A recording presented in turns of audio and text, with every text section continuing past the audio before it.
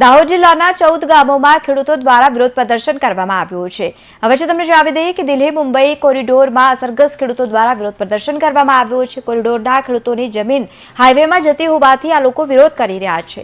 મેરાખેડીમાં મોટા પ્રમાણમાં અસરગ્રસ્ત ખેડૂતો ઉમટી આવ્યા હતા અને કામગીરી બંધ કરવા માટે ચીમકી પણ ઉચ્ચારાઈ છે। 14 ગામોમાં ચાલતી કોરિડોરની કામગીરી બંધ કરવામાં આવી છે। ખેડૂતો દ્વારા સૂત્રોચ્ચાર સાથે વિરોધ કરવામાં આવ્યો છે। માંગણીના અસંતોષાય તો આવનારા સમયમાં ઉગ્ર આંદોલન કરવાની ચીમકી પણ ઉચ્ચારાઈ। જે અમારા ગરીબ આદિવાસીઓ છે એમની જે મૂળભૂત સુવિધાઓ હતી એ અમારી સુવિધાઓ છીનવાઈ જવાથી અમે તારીખ 22/8/2024ના રોજ કલેક્ટર શ્રી દાહોદને આવેદનપત્ર આપી અને તારીખ 5 સપ્ટેમ્બર સુધી અમારી જે પ્રાથમિક સુવિધાઓ જે એથી છીનવાઈ ગઈ છે એ અમને મુહૈયા કરાવવામાં આવે અને જો 5 તારીખ સુધી સરકાર કોઈ એક્શન ના લે તો અમે 6 તારીખના રોજ અમારા ઝાલોદ તાલુકાના 14 ગામોમાં જે આ કોરિડોર હાઈવેનું કામ ચાલુ છે એને બંધ કરાવવાની અમે ચીમકી ઉચ્ચારી હતી અને એને અનુરૂપ અમે આજ રોજ બસ્તી ગામે અમારા ઝાલોદ તાલુકાના 14 ગામોનો જે અસરગ્રસ્ત ખેડૂતો હતા તેઓએ આ હાઈવેનું કામ અટકાવેલ છે।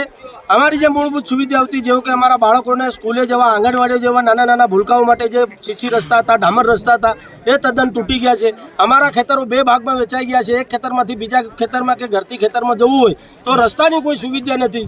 અમારે જે અમારા ઘરોમાં લાઇટની સુવિધા હતી, કૂવા પર સિંચાઈની સુવિધા હતી, એ આ પોલ તૂટી જવાના કારણે આ હાઈવેના કારણે એ સુવિધા જતી રહેવાથી 2 વર્ષથી અમારા લોકો અંધારામાં રહેવા મજબૂર બન્યા છે।